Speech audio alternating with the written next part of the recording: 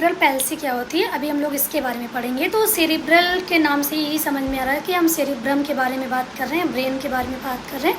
और पैल्सी का मतलब कि उसमें जो चीज़ें नॉर्मल होनी चाहिए, हम लोग कहते हैं ना पैरालिसिस ऐसे समथिंग करके, ये वर्ड ही ऐसा है कि इससे समझ में आ रहा है कि जो हमारी नॉर्मल चीज़ें हैं वो मतलब उसमें डेविएशन हो गया, चेंजेस आ गया है। और ख़ास करके उसमें ब्लड सप्लाई या ऑक्सीजन सप्लाई कुछ तो नहीं हुआ है, तो इसके बारे में नाम से ही पता चल रहा है। तो सेरिब्रल पैल्सी का मतलब होता है कि इसमें ये एक परमानेंट नॉन प्रोग्रेसिव डैमेज हो जाता है सेरिब्रम में, क्योंकि यहाँ पे ऑक्सीजन नहीं पहुँच पाता, हाइपोक्सिया जैसी कंडीशन आती है।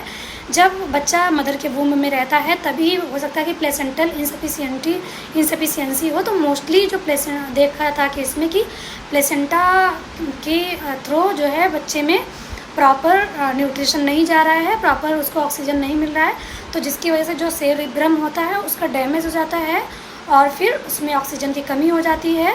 तो इसी को हम कहते हैं सेरिब्रल पैल्सी, और इसको हम लिटिल डिसीज़ भी कहते हैं।